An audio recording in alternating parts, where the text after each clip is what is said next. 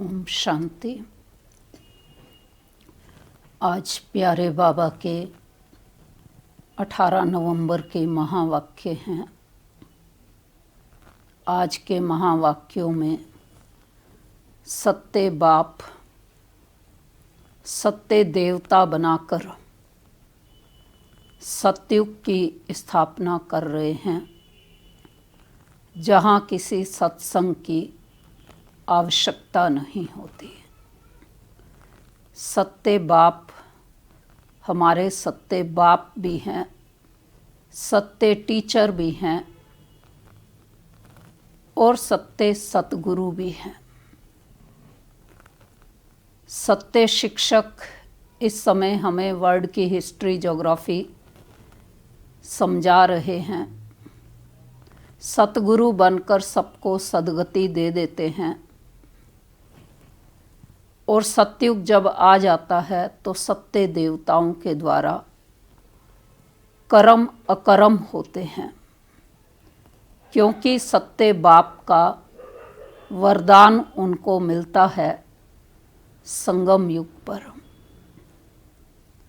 तो सतयुग त्रेता युग में सत्य बाप के वरदान से देवता के कर्म जो हैं अकर्म होते हैं, लेकिन रावण के श्राप से श्रापित होने के कारण कर्म विकर्म होने शुरू हो जाते। आत्माएं समय चक्र के अंदर सृष्टि चक्र में जन्म मरण में आते आते द्वापर युग में देह बान के कारण से पाप कर्म करना शुरू कर देते।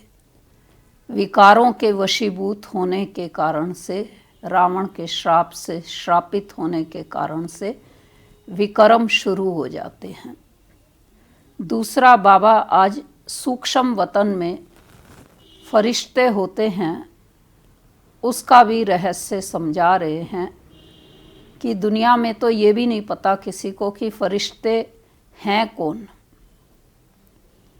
फरिश्तों का कोई हड्डी मांस का शरीर नहीं होता है, प्रकाश की काया वाले फरिश्ते होते हैं। संगम युग पर बाबा सूक्ष्म वतन का निर्माण करता है, सूक्ष्म लोक की स्थापना करता है। ब्रह्मा विष्णु महेश के सूक्ष्म प्रकाशमय काया के द्वारा स्थापना पालना विनाश के कार्य कराते हैं। तो बाबा ने कहा कि भक्ति मार्ग में फिर ब्रह्मा और विष्णु के संबंध को दिखाने के लिए ब्रह्मा सो विष्णु, विष्णु सो ब्रह्मा होता है वास्तव में, लेकिन वो दिखा देते कि ब्रह्मा की नाभि कमल से, विष्णु की नाभि कमल से ब्रह्मा निकला। तो फिर प्रश्न आता है, विष्णु कहाँ से निकला? अगर ब्रह्मा विष्णु की नाभि कमल से निकला तो फिर विष्णु कहाँ से निकला? क्योंकि भक्ति मार्ग में सजे सजाए देवी देवता दिखाते हैं, इसलिए बाबा ने कहा जब बाप साक्षात्कार भी कराता है किसी भी देवी देवता का, चाहे वो हनुमान जी हों चाहे श्री राम जी हों, लेकिन सजे सजाए वेश में उनको दिखाया जाता है। तो वास्तव में सूक्ष्म वतन में कोई इस प्रकार से सजा सजाया वेश नहीं होता है, लेकिन प्रकाश में काया वाले फरिश्ते होते हैं। तो इसलिए आज हम बच्चों को सत्य बाप सत्य बातें ऐसे ही सुनाते हैं जो हमें कोई सत्संग की फिर आवश्यकता ही नहीं रह जाती। सत्संग शुरू होते हैं फिर द्वापर युग से, सतयुग त्रेता में कोई सत्संग नहीं होता। तो सार है आज की मुरली का, मीठे बच्चे अभी तुम सत्य बाप द्वारा सत्य देवता बन रहे हो, इसलिए सतयुग में सत्संग करने की जरूरत नहीं। प्रश्न है, सतयुग में देवताओं से कोई भी विकर्म नहीं हो सकता है, क्यों? उत्तर है क्योंकि उन्हें सत्य बाप का वरदान मिला हुआ है।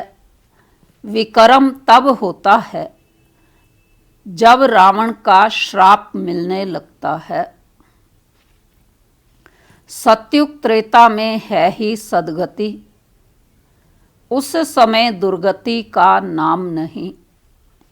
विकार ही नहीं जो विक्रम हो।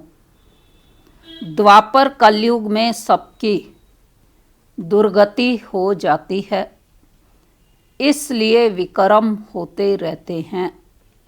यह भी समझने की बातें हैं। ओम शांति। मीठे मीठे रूहानी बच्चों प्रति बाप बैठ समझाते हैं। यह सुप्रीम बाप भी है, सुप्रीम टीचर भी है, सुप्रीम सतगुरु भी है। बाप की ऐसी महिमा बताने से ऑटोमेटिकली सिद्ध हो जाता है कि कृष्ण किसी का बाप हो नहीं सकता। वह तो छोटा बच्चा सतयुग का प्रिंस है, वह टीचर भी नहीं हो सकता। खुद ही बैठकर टीचर से पढ़ते हैं। गुरु तो वहाँ होता नहीं, क्योंकि वहाँ सब सदगति में हैं। आधा कल्प है सदगति, आधा कल्प है दुर्गति। तो वहाँ है सदगति, इसलिए ज्ञान की वहाँ दरकार नहीं रहती। नाम भी नहीं है, क्योंकि ज्ञान से 21 जन्मों के लिए सदगति मिलती है। फिर द्वापर से कलयुग अंत तक है दुर्गति। तो कृष्ण फिर द्वापर में कैसे आ सकता? यह भी किसको ध्यान में नहीं आता है। एक एक बात में बहुत ही गुह्य राज भरा हुआ है, जो समझाना बहुत जरूरी है। वह सुप्रीम बाप सुप्रीम टीचर है। अंग्रेजी में सुप्रीम ही कहा जाता है। अंग्रेजी अक्षर कुछ अच्छे होते हैं, जैसे ड्रामा अक्षर है। ड्रामा को नाटक नहीं कहेंगे, नाटक में तो अदली बदली होती है। यह सृष्टि का चक्र फिरता है, ऐसा कहते भी हैं, परंतु कैसे फिरता है? हूबहू फिरता है या चेंज होती है, यह किसको भी पता नहीं है। कहते भी हैं बनी बनाई बन रही, अब कुछ बनने नाही, चिंता ताकि कीजिए जो अनहोनी होए। जरूर कोई खेल है जो फिर से चक्कर खाता रहता है। इस चक्र में मनुष्यों को ही चक्र लगाना पड़ता है। अच्छा, इस चक्र की आयु क्या है? कैसे रिपीट होता है? हम सबको पता है इस मनुष्य सृष्टि रूपी चक्र की एवरेज एज क्या है, सबको पता है ना, 5000 वर्ष। तो कैसे रिपीट होता है? इसको फिरने में कितना समय लगता है? हर 5000 वर्ष के बाद इसकी पुनरावृत्ति होती रहती है। तो यह कोई भी नहीं जानते। इस्लामी बोधी आदि यह सब हैं घराने, जिनका ड्रामा में पार्ट है। तुम ब्राह्मणों की डिनाइस्टी नहीं है, यह है ब्राह्मण कुल। सर्वोत्तम ब्राह्मण कुल कहा जाता है। देवी देवताओं का भी कुल है। यह तो समझाना बहुत सहज है। सूक्ष्म वतन में फरिश्ते रहते हैं, वहाँ हड्डी मांस होता नहीं। देवताओं को तो हड्डी मांस है ना। ब्रह्मा सो विष्णु, विष्णु सो ब्रह्मा। विष्णु की नाभि कमल से ब्रह्मा क्यों दिखाया है? क्यों दिखाया है?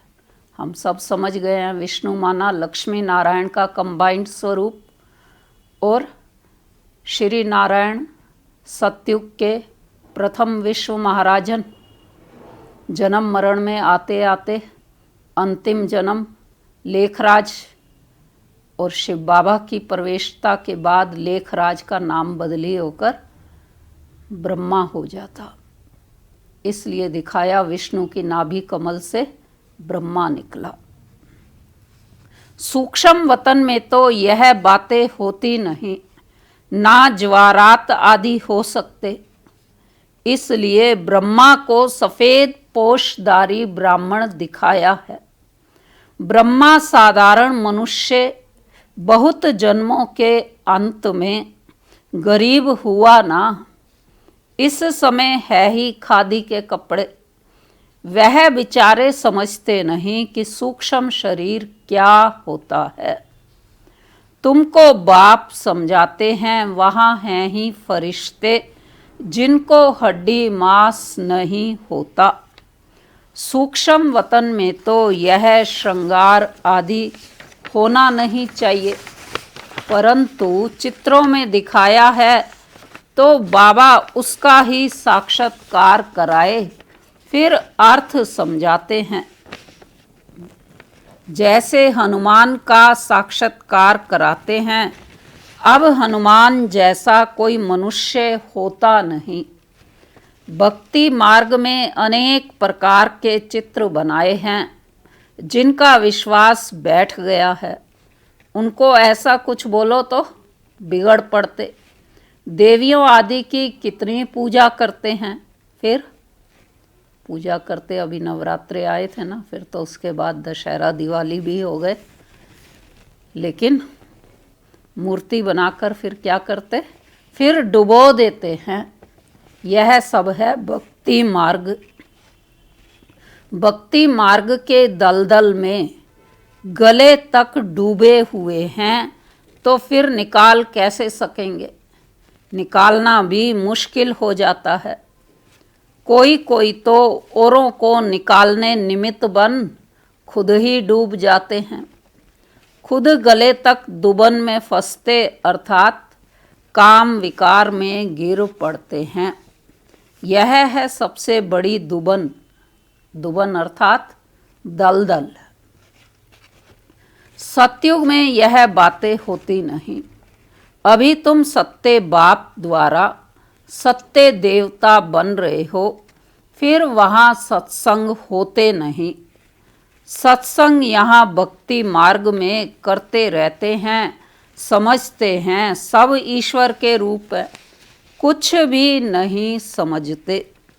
बाप बैठ समझाते हैं, कलयुग में है सब पाप आत्माएं, सतयुग में होते हैं पुण्य आत्माएं। रात दिन का फर्क है, तुम अभी संगम पर हो। कलयुग और सतयुग दोनों को जानते हो। मूल बात है इस पार से उस पार जाने की। क्षीर सागर और विषय सागर का गायन भी है, परंतु अर्थ कुछ नहीं समझते। अभी बाप बैठ कर्म अकर्म का राज समझाते हैं। कर्म तो मनुष्य करते ही हैं, फिर कोई कर्म अकर्म होते हैं, कोई विकर्म होते हैं। रावण राज्य में सब कर्म विकर्म हो जाते हैं। सतयुग में विकर्म होता नहीं। क्यों? क्योंकि वहाँ है राम राज्य। बाप से वरदान पाए हुए हैं। रावण देते हैं श्राप। यह सुख और दुख का खेल है ना। भक्ति मार्ग में तो ऋषि मुनियों की कथाएं सुनते या कहानियाँ जो भी बनी, वो सब वरदान और श्राप के कारण ही बनी हुई हैं। लेकिन यहाँ बाबा होलसेल में ही हमको सत्य ज्ञान दे रहे कि सतयुग त्रेता युग में भगवान के वरदान से हमारा जीवन चलता है, और द्वापर कलयुग में रावण श्राप दे देता है, तो दुख का खेल शुरू हो जाता है। वहाँ सुख का खेल चलता सतयुग त्रेता युग में वरदान के कारण से, और द्वापर कलयुग में फिर दुख का खेल हो जाता। तो इसलिए यह सुख और दुख का खेल है ना। दुख में सब बाप को याद करते हैं, सुख में कोई याद नहीं करते, वहाँ विकार होते नहीं। बच्चों को समझाया है, सैपलिंग लगाते हैं। यह सैपलिंग लगाने की रस्म भी अभी पड़ी है। गुलाब का पौधा जब लगाया जाता है तो उसकी कलम काटी जाती है। तो यहाँ भी बाबा कह रहे सैपलिंग लगाने की रस्म भी अभी पड़ी है। बाप ने सैपलिंग लगाना शुरू किया है। आगे जब ब्रिटिश गवर्नमेंट थी तो कभी अखबार में नहीं पढ़ता था कि जाड़ों का सैपलिंग लगाते हैं। अब बाप बैठ देवी देवता धर्म का सैपलिंग लगाते हैं और कोई सैपलिंग नहीं लगाते। बहुत धर्म हैं, देवी देवता धर्म प्रायालोप है। इस समय सारे धर्म हैं लेकिन देवी देवता धर्म प्रायालोप है। धर्म भ्रष्ट कर्म भ्रष्ट होने के कारण नाम ही उल्टा सुल्टा रख दिया है। जो देवता धर्म के हैं उन्हों को फिर उसी देवी देवता धर्म में आना है। हर एक को अपने धर्म में ही जाना है। क्रिश्चियन धर्म का निकलकर फिर देवी देवता धर्म में आ नहीं सकेंगे, मुक्ति तो हो ना सके। हाँ, कोई देवी देवता धर्म का कन्वर्ट होकर क्रिश्चियन धर्म में चला गया होगा तो वह फिर लौटकर अपने देवी देवता धर्म में आ जाएगा। उनको यह ज्ञान और योग बहुत अच्छा लगेगा। इससे सिद्ध होता है कि यह अपने धर्म का है। साकार बाबा के महावाक्य और उसके बाद आज कितने सारे जो है क्रिश्चियन बाबा के बच्चे बन गए, क्योंकि वो आदि सनातन घराने वाली आत्माएं थी। इसलिए भिन्न देश में जन्म लेने के बाद भी बाबा को उन्होंने पहचान लिया। भिन्न भिन्न संस्कृति का होने के बाद भी वो बाबा के बन गए।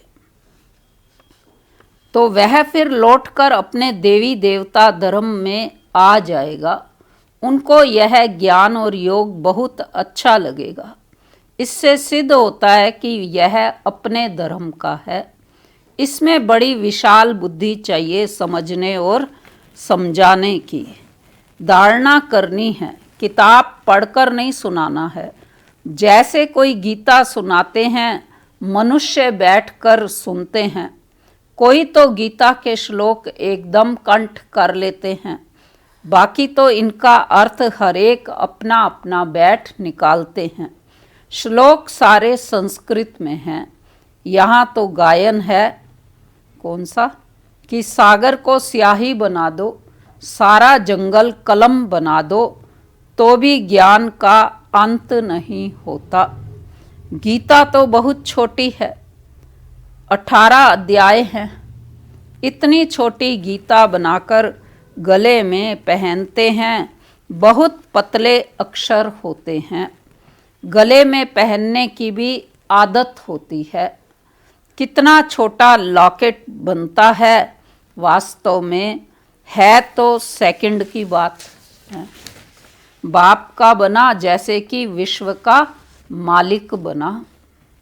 बाबा, हम आपका एक दिन का बच्चा हूँ, ऐसे भी लिखने शुरू करेंगे। एक दिन में निश्चय हुआ और फट से पत्र लिखेंगे। आप जो सुन रहे हो, आप में से कोई ऐसा है जिसको पहले ही दिन निश्चय हो गया हो बाबा पर? साकार में तो बाबा के पास तुरंत पत्र लिखते थे। तो बच्चा बना तो विश्व का मालिक हुआ। यह भी कोई की बुद्धि में मुश्किल बैठता है। तुम विश्व का मालिक बनते हो ना, वहाँ और कोई खंड नहीं रहता है। नाम निशान गुम हो जाता है। कोई को मालूम भी नहीं रहता कि यह खंड थे। अगर थे तो जरूर उनकी हिस्ट्री ज्योग्राफी चाहिए। वहाँ यह होते ही नहीं। इसलिए कहा जाता है तुम विश्व के मालिक बनने वाले हो। बाबा ने समझाया है, मैं तुम्हारा बाप भी हूँ, ज्ञान का सागर हूँ। यह तो बहुत ऊंच ते ऊंच ज्ञान है जिससे हम विश्व के मालिक बनते हैं। हमारा बाप सुप्रीम है, सत्य बाप सत्य टीचर है, सत्य सुनाते हैं, बेहद की शिक्षा देते हैं, बेहद का गुरु है, सबकी सद्गति करते हैं। एक की महिमा की तो वह महिमा फिर दूसरे की हो नहीं सकती, फिर वह आप समान बनाए तब हो सकते। तो तुम भी पतित पावन ठहरे, सत नाम लिखते हैं, पतित पावनी गंगाएं यह माताएं हैं। शिव शक्ति कहो, शिव वंशी कहो, शिव वंशी ब्रह्मा कुमार कुमारियां, शिव वंशी तो सब हैं, बाकी ब्रह्मा द्वारा रचना रचते हैं, तो संगम पर ही ब्रह्मा कुमार कुमारियां होते हैं। ब्रह्मा द्वारा एडाप्ट करते हैं, पहले पहले होते हैं ब्रह्मा कुमार कुमारियां। कोई भी ऐतराज उठाते हैं तो उसको बोलो यह प्रजापिता है, इनमें प्रवेश करते हैं। बाप कहते हैं बहुत जन्मों के अंत में मैं प्रवेश करता हूँ। दिखाते हैं विष्णु की नाभि से ब्रह्मा निकला। अच्छा, विष्णु फिर किसकी नाभि से निकला? उसमें एरो का निशान दे सकते हो कि दोनों ओत प्रोत हैं। ब्रह्मा सो विष्णु, विष्णु सो ब्रह्मा। यह उनसे वह उनसे पैदा हुआ है। ब्रह्मा ही जाकर फिर भविष्य में सत्ययुग में प्रथम विश्व महाराजन श्री नारायण ही बनते हैं। तो यह उनसे वह उनसे पैदा हुआ है। इनको लगता है 1 सेकंड, उनको लगता है 5000 वर्ष। 1 सेकंड किसको लगता है? ब्रह्मा सो विष्णु बनने में, अर्थात श्री नारायण बनने में, और श्री नारायण को विष्णु को ब्रह्मा बनने में कितना समय लगता है? 5000 वर्ष। यह वंडरफुल बातें हैं ना, इनको लगता है तुम बैठ समझाएंगे। बाप कहते हैं लक्ष्मी नारायण 84 जन्म लेते हैं, फिर उनके ही बहुत जन्मों के अंत में मैं प्रवेश कर यह बनाता हूँ। समझने की बात है ना, बैठो तो समझाएं कि इनको ब्रह्मा क्यों कहते हैं। सारी दुनिया को दिखाने के लिए यह चित्र बनाए हैं। हम समझा सकते हैं, समझने वाले ही समझेंगे, नहीं समझने वाले के लिए कहेंगे यह हमारे कुल का नहीं है। बेचारा भले वहाँ आएगा, परंतु प्रजा में हमारे लिए तो सब बेचारे हैं ना। गरीब को बेचारा कहा जाता है। कितनी पॉइंट्स बच्चों को धारण करनी है, भाषण करना होता है टॉपिक्स पर। यह टॉपिक कोई कम है क्या? प्रजापिता ब्रह्मा और सरस्वती 4 भुजाएं दिखाते हैं, तो 2 भुजा बेटी की हो जाती है। युगल तो है नहीं, युगल तो वास्तव में बस विष्णु ही है। ब्रह्मा की बेटी है सरस्वती। शंकर को भी युगल नहीं है, इस कारण शिव शंकर कह देते हैं। अब शंकर क्या करते हैं? विनाश तो एटॉमिक बम से होता है। बाप कैसे बैठ बच्चों का मौत कराएंगे? यह तो पाप हो जाए। बाप तो और ही सबको शांति धाम वापिस ले जाते हैं बिगर मेहनत के। भक्ति मार्ग में कहते आए भगवान से कि हम जन्म मरण से मुक्त हो जाएं, मुक्ति धाम में आ जाएं। तो बाबा ने कहा मेरा कार्य तो यही है, बिना मेहनत के मैं बच्चों को सबको ही परम धाम वापिस ले जाता हूँ। तो बाप तो और ही सबको शांति धाम वापिस ले जाते हैं बिगर मेहनत। हिसाब किताब चुकतू कर सब घर जाते हैं, क्योंकि कयामत का समय है। बाप आते ही हैं सर्विस पर। कयामत का समय माना विनाश का समय। बाप आते ही हैं सर्विस पर, सबको सद्गति दे देते हैं। तुम भी पहले गति में फिर सद्गति में आएंगे। यह बातें समझने की हैं। इन बातों को जरा भी कोई नहीं जानते। तुम देखते हो कोई तो बहुत माथा खपाते, बिल्कुल समझते नहीं। जो कुछ अच्छा समझने वाले होंगे वह क्या होगा फिर? जो कुछ अच्छा समझने वाले होंगे वो फिर आकर समझेंगे। बोलो, एक एक बात पर समझना है तो टाइम दो। यहाँ तो सिर्फ हुक्म है। सबको बाप का परिचय दो। यह है ही कांटों का जंगल, क्योंकि एक दो को दुख देते रहते हैं। इसको दुखधाम कहा जाता है। सतयुग है सुखधाम। दुखधाम से सुखधाम कैसे बनता है यह तुमको समझाएं। लक्ष्मी नारायण सुखधाम में थे, फिर यह 84 जन्म ले दुखधाम में आते हैं।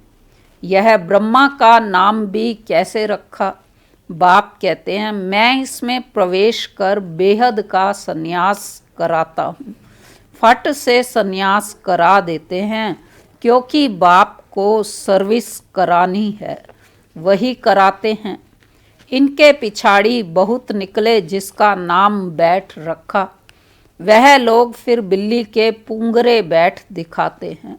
तो यह सब हैं दंत कथाएं। बिल्ली के पुंगरे हो कैसे सकते? बिल्ली थोड़े ही बैठ ज्ञान सुनेगी। बाबा युक्तियाँ बहुत बतलाते रहते हैं। कोई बात किसको समझ में ना आए तो उनको बोलो, जब तक अलफ को नहीं समझा है तो और कुछ समझ नहीं सकेंगे। कल की मुरली में भी बाबा ने कहा कि पहले सबको बाप का परिचय दो और फिर उसके बाद 84 जन्मों के चित्र पर लेकर के आओ। और आज भी बाबा कह रहे हैं कि अगर अलफ को नहीं समझा तो कुछ नहीं समझा। एक बात निश्चय करो और लिखो, नहीं तो भूल जाएंगे, माया बुला देगी। मुख्य बात है बाप के परिचय की। हमारा बाप सुप्रीम टीचर है, जो सारे विश्व के आदि मध्य अंत का राज समझाते हैं, जिसका कोई को पता नहीं है। इस समझाने में टाइम चाहिए। जब तक बाप को नहीं समझा है तब तक प्रश्न उठते ही जाएंगे। अलफ नहीं समझा है तो बे को कुछ नहीं समझेंगे। मुफ्त संशय उठाते रहेंगे। ऐसे क्यों? शास्त्र में तो ऐसे कहते हैं। इसलिए पहले सबको बाप का परिचय दो। अच्छा मीठे मीठे सिकी लदे बच्चों प्रति मात पिता बाप दादा का याद प्यार और गुड मॉर्निंग। रूहानी बाप की रूहानी बच्चों को नमस्ते। हम रूहानी बच्चों की रूहानी बाप दादा को नमस्ते। धारणा की पॉइंट है, पहली है, कर्म अकर्म और विकर्म की गुह्य गति को बुद्धि में रख। अब कोई विकर्म नहीं करने हैं। ज्ञान और योग की धारणा करके दूसरों को सुनाना है। दूसरा, सत्य बाप की सत्य नॉलेज देकर मनुष्य को देवता बनाने की सेवा करनी है। विकारों के दलदल से सबको निकालना है। वरदान है आज की मुरली का। अपनी पावरफुल स्थिति द्वारा मनसा सेवा का सर्टिफिकेट प्राप्त करने वाले स्व अभ्यासी भव। स्लोगन है, समझदार वह है जो मनसा वाचा कर्मणा तीनों सेवाएं साथ साथ करते हैं। वरदान का स्पष्टीकरण है, विश्व को लाइट और माइट का वरदान देने के लिए अमृत वेले याद के स्व अभ्यास द्वारा पावरफुल वायुमंडल बनाओ, तब मनसा सेवा का सर्टिफिकेट प्राप्त होगा। लास्ट समय में मनसा द्वारा ही नज़र से निहाल करने की, अपनी वृत्ति द्वारा उनकी वृत्तियों को बदलने की सेवा करनी है। अपनी श्रेष्ठ स्मृति से सबको समर्थ बनाना है। जब ऐसा लाइट माइट देने का अभ्यास होगा, तब निर्विघ्न वायुमंडल बनेगा और यह किला मजबूत होगा। अच्छा, ओम शांति।